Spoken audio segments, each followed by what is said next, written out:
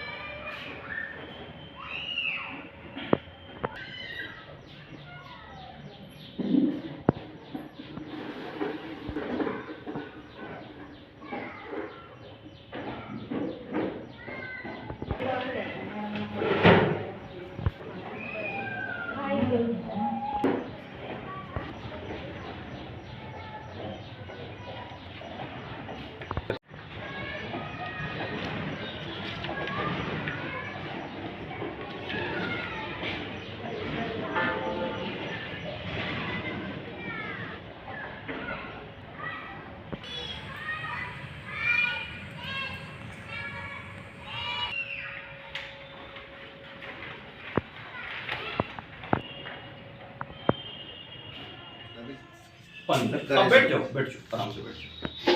मुझे पानी बताते रहो। हाँ, तो ये तो डीसी का लेटर है। पानी ले लो, मुझे पानी पिलाओ पहले।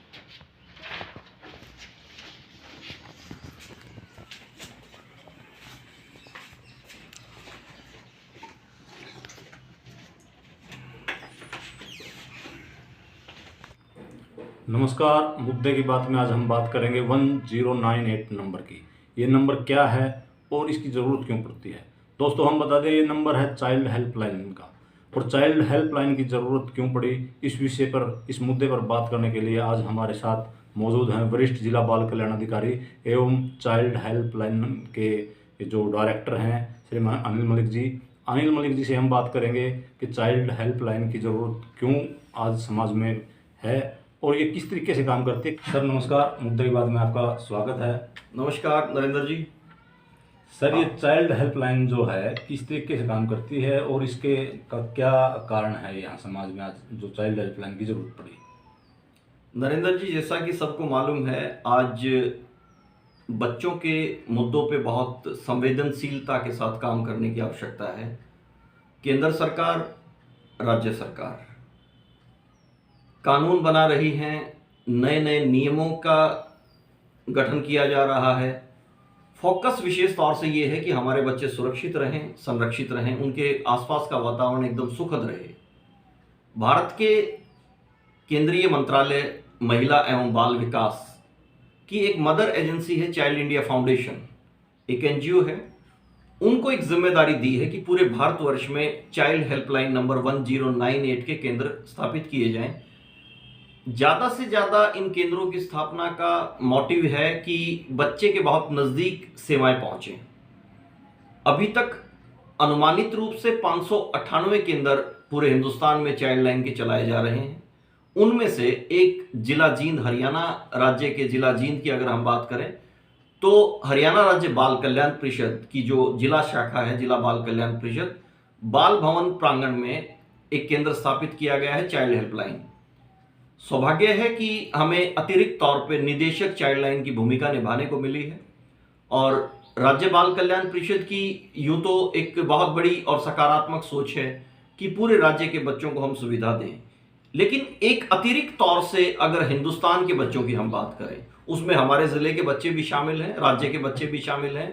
1098 नंबर का मेन मोटिव है कि कोई भी बच्चा किसी भी विषम परिस्थिति में है, उसके खुद के साथ कोई समस्या है, व्यक्तिगत रूप से उसके परिवार में किसी बच्चे के साथ कुछ अनहोनी हो रही है, किसी भी तरह का शोषण हो रहा है, चाहे वो बाल श्रम को लेके है, चाहे उसका किसी का शारीरिक शोषण है, भावनात्मक शोषण है, आर्थिक शोषण है, यहाँ तक कि यौनिक शोषण है। कोई व्यक्ति अगर किसी बच्चे को यौन शोषण की तैयारी कर रहा है, उसके साथ छेड़खानी करता है या किसी बच्चे का दुर्भाग्यवश शोषण हो जाता है, तो कोई भी व्यक्ति 1098 नंबर डायल करके सूचना दे सकता है। बहुत से ऐसे केंद्रीय एक ऑफिस बनाए गए हैं। जिला जींद के लिए गुरुग्राम में एक कॉल जाती है जो कॉल सेंटर है चाइल्ड हेल्पलाइन का। जब बच्चा या जो भी शिकायत करता है, जो कॉलर है उसकी डिटेल आ जाएगी कि वो कहाँ से, किस संबंधित जिले से, किस राज्य का है। अकॉर्डिंगली जो नज़दीक का जिला होता है जहां चाइल्ड लाइन काम कर रही है, वहां पे वो स्थानांतरित इमीडिएटली एक कॉल के माध्यम से कर दिया जाता है, सारी डिटेल ट्रांसफर हो जाती है। फिर संबंधित कार्यालय, हम अब बात करते हैं जिला जींद की। जिला जींद में जो स्थापित किया गया है चाइल्ड हेल्पलाइन नंबर, इसमें जब हमारे पास किसी भी कॉलर का कॉल आता है, वो ट्रांसफर होके उस पर तुरंत प्रभाव से एक्शन लिया जाता है। चाइल्ड हेल्पलाइन की कोऑर्डिनेटर संतोष देवी और उनके अतिरिक्त अन्य 8 लोगों की, जो 9 लोगों की टीम है, और इन 9 लोगों को सपोर्ट करने के लिए जो चाइल्ड वेलफेयर काउंसिल की टीम है, हमारे कार्यक्रम अधिकारी हैं या हमारा सुपरवाइजर स्टाफ है या असिस्टेंट स्टाफ जो भी है, स्वयं मेरी डायरेक्टली जिम्मेदारी इसलिए बढ़ जाती है क्योंकि मैं निदेशक चाइल्ड हेल्पलाइन भी हूं। जब भी कोई बच्चा इस कॉल करता है 1098 पे, तो उसकी संबंधित समस्या के निवारण हेतु रेफरल सर्विसेज है चाइल्ड हेल्पलाइन। इन ब्रीफ अगर समझें तो संबंधित विभाग की उसकी बच्चे की आवश्यकता को मद्देनजर रखते हुए संबंधित विभाग को वो केस ट्रांसफर कर दिया जाता है। तो अगर बच्चे का कहीं आपने बताया कि यौन शोषण हो रहा है या प्रताड़ित है बच्चा कहीं न किसी तरीके से, तो किस तरीके से वो संपर्क करेगा चाइल्ड हेल्पलाइन पे, एक बार उसके बारे में थोड़ा बताइए। देखो नरेंद्र जी, सबसे जरूरी बात है संबंधित बच्चा कोई भी है और आम नागरिक, उनके लिए ये जागरूकता होनी जरूरी है कि उनके आसपास के क्षेत्र में 1098 नंबर, बहुत सरल है याद रखना, उल्टी गिनती 1098 चाइल्ड हेल्पलाइन नंबर का नंबर है। अगर किसी बच्चे को आवश्यकता पड़ती है तो वो स्वयं डायल कर सकता है, या अगर आपको मालूम है कि आपके पड़ोसे में कोई इस तरह की घटना घट रही है, आप अपना एक बिहेवियरल तरीका जो है ना, आदमी अपनी नजरों से बातचीत से परखता है, अगर कहीं इस तरह की आवश्यकता बच्चे की किसी की है तो आप स्वयं भी डायल कर सकते हैं। अभी तक अगर मैं आंकड़ों की बात करता हूं तो जिला जींद के चाइल्ड हेल्पलाइन नंबर जिसकी स्थापना व्यवहारिक तौर से, मतलब कि प्रैक्टिकली जब काम करना शुरू किया तो 21 अगस्त 2015 में स्थापना हो गई थी। आज हम 11 मार्च 2022 की बात कर रहे हैं। अभी तक की कार्य अवधि में 2240 केस चाइल्ड हेल्पलाइन पे बच्चे, विभिन्न बच्चों के मिले हैं, और इनको अगर हमने कैटेगराइज किया है तो 13 तरह की डिफरेंट कैटेगरी है, एक मिसलेनियस 14वीं कैटेगरी है।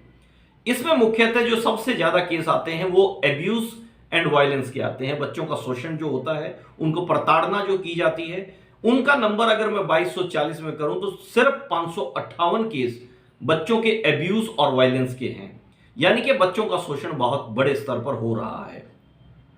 कहीं ना कहीं सीधे तौर से माता पिता जिम्मेदार हैं। एक जिम्मेदारी अगर वो निष्पक्षता से, साहस से, हौसले से निभाते हैं कि बच्चे को समय रहते हुए उसकी आयु विशेष को ध्यान रख के अगर उसको जागरूक किया जाए, उसके डूज एंड डोंट्स की बात करें, और ये बहुत छोटे बच्चे की हम बात करें या किशोर बच्चे की बात करें, किशोर अवस्था में समझाने का, बताने का, उनकी उम्र विशेष को ध्यान करते हुए कि ये किशोर अवस्था हार्मोनल चेंजेस में रेगुलर होते हैं, विकास की और निरंतर परिवर्तन की उम्र है। इस परिवर्तन के दौर में बच्चे को, उस किशोर बच्चे को ये मालूम नहीं होता कि वो जो कर रहा है या जो उसके मन के भाव हैं वो सही है या नहीं है। अगर उनको तरीके से जागरूक किया जाए, यहाँ की सरकारी विभाग विभिन्न, चाहे वो हेल्थ डिपार्टमेंट है, एजुकेशन डिपार्टमेंट है, और बड़े भरोसे से मैं इस बात पे कहता हूं कि हरियाणा राज्य बाल कल्याण परिषद दिन रात बच्चों को जागरूक करने के लिए लगी हुई है, उनके मनोवैज्ञानिक प्रेरणाएं प्रदान कर रही है। मोटिव है कि हम विभिन्न स्कूलों में, विभिन्न एजुकेशनल इंस्टीट्यूट में, चाहे वो कॉलेज है, ITI है, पॉलिटेक्निक है, या डिफरेंट NGO के लोग जब संपर्क करते हैं, उनके कार्यस्थल पर उस संबंधित क्षेत्र में बच्चे के बहुत नजदीक पहुंचकर उनको जागरूक किया जा रहा है। चाइल्ड हेल्पलाइन से दोस्ती कार्यक्रम का निरंतर आयोजन किया जा रहा है। मेन मोटिव ये है कि ऐसा नौबत ही ना आए कि चाइल्ड हेल्पलाइन की जरूरत पड़े, लेकिन घर में अगर मदद नहीं मिल पा रही है, किसी वजह से बच्चा शेयर नहीं कर पा रहा है, माता पिता उन जरूरत को समझ नहीं पा रहे हैं, उन मुद्दों की गंभीरता को समझ नहीं पा रहे हैं, और कहीं कोई मदद का अगर तरीका नहीं नजर आ रहा है, तो हम फिर आग्रह करते हैं कि बेटा आप चाइल्ड हेल्पलाइन को डायल करें, आपको मनोवैज्ञानिक परामर्श भी मिलेगा, सही दिशा भी प्रदान की जाएगी, और इसके अतिरिक्त अगर कोई आवश्यकता बच्चे को है तो संबंधित विभाग में वो केस ट्रांसफर कर दिया जाए। सर, आपने बताया एक बड़ा आंकड़ा कि 2240 केस अभी तक चाइल्ड हेल्पलाइन पे अभी तक आए हैं जी। उसमें से 540 केस या 528 केस हैं जो एब्यूज और वायलेंस के हैं। तो क्या कारण मानते हैं आप कि जो इस तरीके के केस एक बड़ा आंकड़ा सामने आ रहा है, और कौन लोग उसमें शामिल होते हैं? ये 2240 नंबर का जो आंकड़ा है नरेंद्र जी, ये सिर्फ जिला जींद चाइल्ड हेल्पलाइन का है। जी। अगर हम हिंदुस्तान की बात करें तो लाखों बच्चों ने इस नंबर का इस्तेमाल किया है और जरूरत अनुसार उनको मदद पहुंची है। अब जो एब्यूज एंड वायलेंस की हम बात करते हैं कि बच्चों का शोषण हो रहा है, उनको प्रताड़ित किया जा रहा है, इसमें एक बहुत बड़ा नंबर चाइल्ड लेबर का भी शामिल होता है। जैसा सबको मालूम है कि चाइल्ड लेबर एक्ट के तहत 14 साल से कम उम्र का बच्चा किसी भी श्रम को नहीं कर सकता जहां से पैसा उसको कमाने की आवश्यकता है। पैसा कमाने के लिए माता पिता घर में कोई काम करवाते हैं या हम उसको जैसे एनएसएस विंग में कोई असाइनमेंट्स देते हैं, वो उसको एजुकेट कर रहे हैं। लेकिन चाहे बाल श्रम है, चाहे हम कॉर्पोरल पुनिशमेंट की बात करें कि उसकी पिटाई लगा दी गई है, या हम उसको तरह तरह से टीजिंग बिहेवियर है, बुलिंग बिहेवियर है, कहीं बच्चों में आदत होती है जैसे एक दूसरे को कोनी मार दी, टांग अड़ा दी, धक्का लगा दिया इंटेंशनली। अगर जानबूझ के ऐसा किया जाता है तो वो बच्चे का शोषण हो रहा है शारीरिक तौर से। फिर समाज में हम रोजाना आप अच्छे जो एनर्जेटिक और पॉजिटिव एटीट्यूड से लिखने वाले पत्रकार हैं, वो घटनाएं प्रकाशित होती हैं तो ये हर समाज के हर नागरिक का एक मतलब सोचने के लिए एक गंभीर मुद्दा है और कहीं ना कहीं हमारे लिए शर्म का विषय है कि अगर हमारे बच्चों का शोषण होता है। हमें जागरूक रहना पड़ेगा खुद, और फिर पूरे समाज को जागरूक करना पड़ेगा। हर इंसान को एक सकारात्मक सोच के साथ अपना कदम बढ़ाना पड़ेगा। और हरियाणा राज्य बाल कल्याण परिषद हमेशा तत्पर है लोगों की मदद के लिए। ना सिर्फ बच्चों पे फोकस है, आम जनमानस को हम जागरूकता कार्यक्रमों के माध्यम से विभिन्न परियोजनाओं के बारे में तो बता ही रहे हैं, बच्चों को मनोवैज्ञानिक प्रेरणा प्रदान करने के लिए, एक ऐसा वातावरण निर्मित करने के लिए प्रेरित कर रहे हैं, क्योंकि सबसे ज्यादा आवश्यकता यही है। और किसी भी बच्चे का शोषण ना हो, यह हरियाणा राज्य बाल कल्याण परिषद, केंद्र सरकार, राज्य सरकार में मुझे लगता है कि हर व्यक्ति का ये अहम जिम्मेदारी है और वो अपनी भूमिका बखूबी निभा भी रहा है।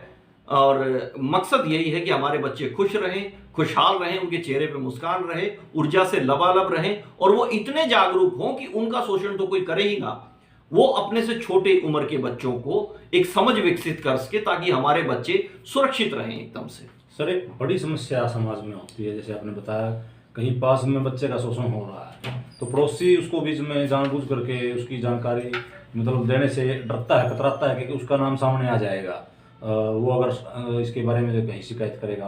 तो क्या चाइल्ड हेल्पलाइन पे भी अगर कोई शिकायत करता है तो उसका नाम गोपनीय रखा जाता है या उसको उजागर किया जाता है? नरेंद्र जी, बिल्कुल ये हिदायत है और एक नैतिक मूल्य भी हैं। चाइल्ड हेल्पलाइन में कोई भी कॉलर जब कॉल करता है वो उसकी सूचना पूर्णतः गोपनीय रहती है। संबंधित जिसके विरुद्ध शिकायत की गई है उस पर एक्शन होता है और वो लोग समझते हैं। जहां पे कुछ अनाड़ी लोग भी मिल जाते हैं, स्टाफ जब जाता है उन लोगों के संपर्क में आता है, अगर वो ना मतलब बातचीत ना करने के लिए तैयार हों या उनके साथ किसी तरह की बदतमीजी करने की कोशिश करें तो फिर पुलिस असिस्टेंस भी हमें लेनी पड़ती है। लेकिन पहले से आखिरी तक ये नियम है कि संबंधित कॉलर जिसने किसी संबंधित समस्या को उजागर किया है, हमें सूचना दी है, वो पूरी तरह गोपनीय रहेगा, आज भी और आने वाले कल भी। तो सर, एक जैसे कि अभी समाज में है बच्चे का यौन शोषण हो रहा है, पहले में और आज के दिनों में लगातार ये आंकड़ा बढ़ता जा रहा है। पहले बच्चे अपने बड़े बुजुर्गों के संपर्क में थे, लेकिन आज भौतिकतावाद में, आधुनिकता के इस दौर में अभिभावकों के पास समय नहीं है और बच्चों में और अभिभावकों में जो है कम्युनिकेशन गैप काफ़ी ज़्यादा बढ़ रहा है। मेरे ख्याल से ये कारण भी एक ज़्यादा है इस चीज़ का। तो इसको लेकर के पेरेंट्स को, अभिभावकों को क्या करना चाहिए? बिल्कुल मैं सहमत हूँ, आपने बहुत सही ये बात कहा है और विषय बहुत संजीदा है। अभिभावकों को जागरूक होना पड़ेगा। अभिभावकों को विभिन्न मुद्दों के प्रति बच्चों की जरूरत के अनुसार उनको समझाना पड़ेगा और एक बहुत सरल माध्यम है स्टोरी टेलिंग। माता पिता अगर खुल के सीधे से बात नहीं कर सकते या अपने आप को नाकाबिल समझते हैं तो मैं सभी माता पिता को यही आग्रह करूंगा कि आप बच्चे को रोजाना एक दो ऐसी कहानी सुनाओ जो विषय आप बच्चे के संज्ञान में डालना चाहते हो, जिस पे आपको लगता है कि कठिन है सीधी बात करना। स्टोरी टेलिंग एक बहुत अच्छी टेक्निक है और माता पिता बच्चों के निरंतर संपर्क में रहें, उनसे मन की बातें साझा करें। माननीय प्रधानमंत्री जी भी यही तो कर रहे हैं। हमें जागरूक होना पड़ेगा। अगर बच्चों के और माता पिता के मध्य की दूरी खत्म हो जाएगी, उनमें बेहतर कम्युनिकेशन होगा और निरंतर वो अपने मन की बातें जाहिर कर पाएंगे और माता पिता बड़े धैर्य से बच्चों को सुने, उनको बोलने के अवसर सुनिश्चित करें। अगर बच्चा बोलेगा तो आप तक वो बात आएगी समय रहते हुए कि उसका निदान आप आसानी से कर सकते हैं। आपको मालूम है कि बच्चा जो बात कह रहा है उसका जीवन का अनुभव तुलनात्मक बहुत छोटा है, बहुत कम है, और बच्चे के मन की जिज्ञासाएं बहुत ज्यादा होती हैं। बच्चे के मन पे दो चीजें, उनकी संगति, उनके दोस्त क्या हैं, और हमारा वातावरण, चाहे वो घरेलू है चाहे सामाजिक है, उसका सीधा सा प्रभाव उसके मन में जाता है। बच्चा जो देख रहा है, जो महसूस करता है, वो बड़ा प्रभावकारी होता है। बच्चा विभिन्न वातावरण में जो चीजें देखता है, घटनाक्रम देख रहा है, उससे उनके मन में उत्सुकता हो रही है, और उस उत्सुकता का एक फैक्टर उनकी उम्र भी है। वो जिज्ञासु हैं, उनकी जिज्ञासा कायम होनी चाहिए, लेकिन जिज्ञासावश जितने उनके मन में सवाल आते हैं, पेरेंट्स उसको धैर्य से सुने, समझें और सही रास्ता दिखाएं। इससे समस्याएं कम होंगी। सर, जैसे अगर बच्चा को प्रताड़ित करने में पेरेंट्स, अभिभावक ही शामिल हैं, तो उस विषय में बच्चा अगर शिकायत कर देता है और चाइल्ड हेल्पलाइन की टीम उसको कोऑर्डिनेट करती है, और उस चाइल्ड हेल्पलाइन के जाने के बाद भी बच्चे को भय रहता है कि फिर, क्योंकि रहना परिवार के पास ही है, तो परिवार के साथ रहेगा तो उसको भय रहेगा कि दोबारा से प्रताड़ना ना हो जाए उसके साथ, और उसको उसकी सज़ा ना मिले कि तुमने चाइल्ड हेल्पलाइन पर कॉल क्यों की। तो इसको किस तरीके से ट्रीट करता है चाइल्ड हेल्पलाइन?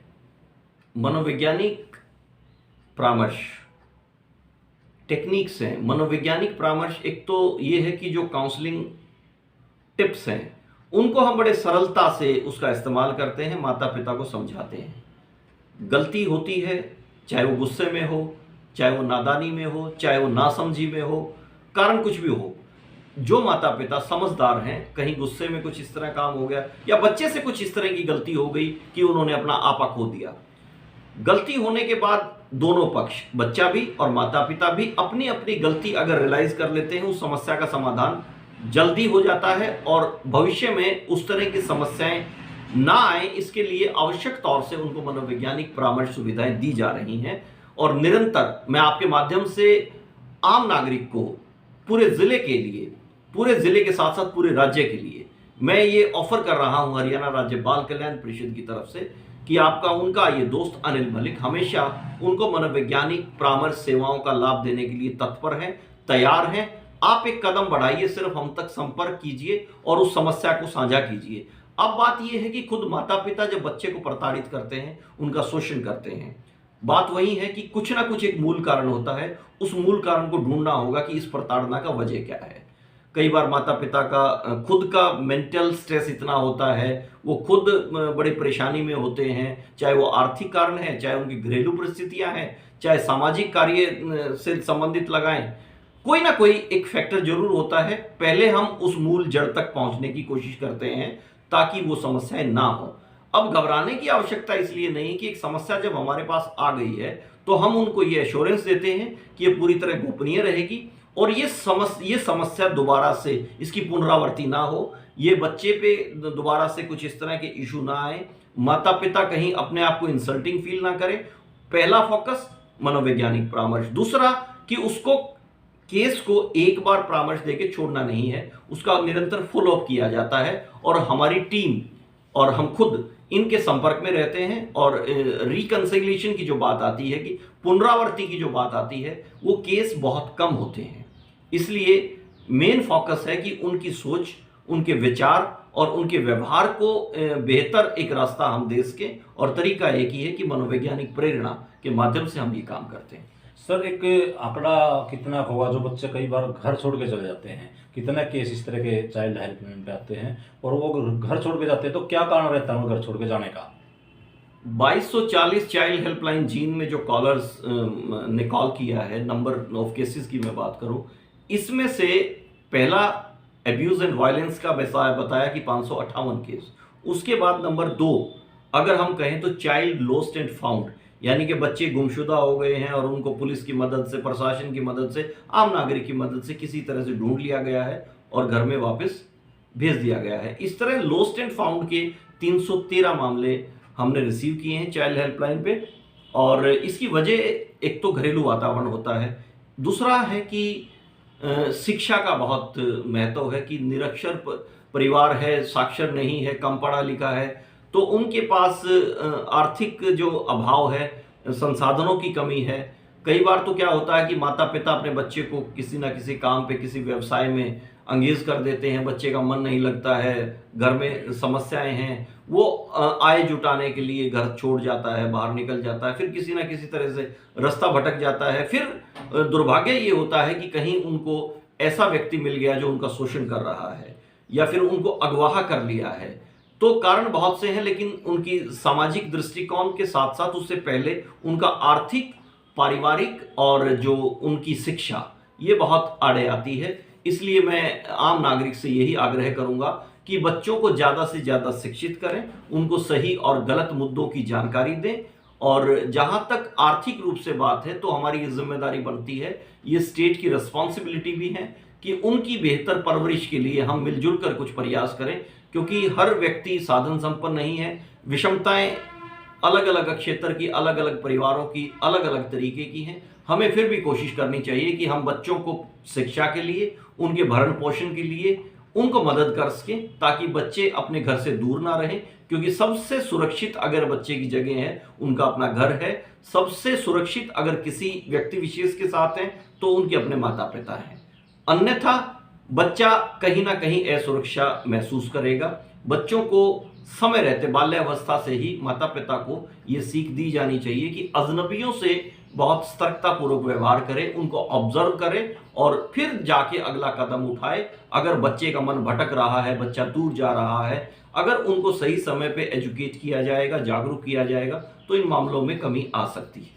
सर, आपने कहा कि बच्चे आजकल अगर कहीं सुरक्षित हैं तो घर पे ही सुरक्षित हैं, लेकिन जैसा कि पुलिस डिपार्टमेंट में हमारे सामने जो केस आते हैं उसमें कहीं ना कहीं बच्चे का शोषण होता है, तो उसमें कहीं ना कहीं परिवार का ही सदस्य इन्वॉल्व मिलता है। इसके बारे में आप क्या कहेंगे?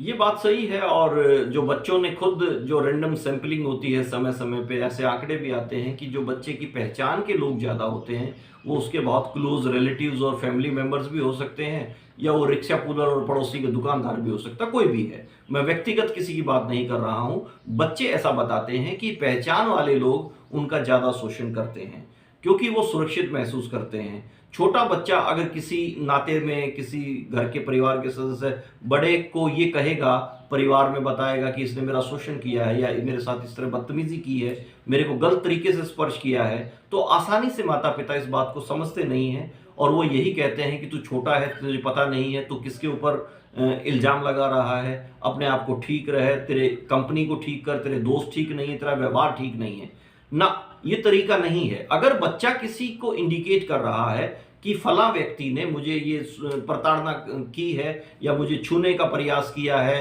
या मुझे अनकंफर्टेबल लग रहा है कि ये तरीका ठीक नहीं है, तो बच्चे को धैर्य से सुने और अमल करें और अपने तरीके से उस व्यक्ति विशेष को ऑब्जर्व करें कि क्योंकि जब भी अकेला बच्चा उसको मिलेगा तो इस तरह की संभावनाएं बढ़ जाएंगी। कोशिश करें माता पिता कि बच्चे को कभी अकेला ना छोड़े, और अगर वो संयुक्त परिवार में है तो सुरक्षा के दृष्टिकोण से कहीं ज़्यादा उसको लाभ है। दादा दादी की कंपनी उसके साथ है, उसके बड़े भाई बहन हैं, और सबकी एक ड्यूटी है कि बच्चे को वो एक सुरक्षित वातावरण प्रदान करें, बच्चे से दिल की खोल की बात करें और भरोसा करें कि बच्चा जो कह रहा है वो काफ़ी हद तक सत्य है और उसको वेरीफाई करें अपने स्तर सर, जो देखा कि बड़े जो शहर हैं जहाँ जो धंधे अधिक हैं या बड़े शहर हैं जहाँ लेबर ज़्यादा, तो बच्चों के अपहरण के केस काफ़ी आते हैं और एक गिरोह है जो बच्चों के अपहरण करता है और बाद में उनको भिक्षावृत्ति जैसे धंधे में धकेल लेता है। तो उसको लेकर के चाइल्ड हेल्पलाइन भी कुछ काम कर रही है या नहीं? चाइल्ड लाइन अवेयरनेस प्रोग्राम्स करती है, शॉर्ट प्रोग्राम्स करती है, रेलवे स्टेशन पे, बस स्टैंड पे, झुग्गी झोपड़ियों में जाके, और मोटिव यही है कि बच्चे भिक्षावृत्ति से दूर रहें, अपने स्कूल में जाएं, वहाँ उनके माता पिता को प्रेरित किया जाता है।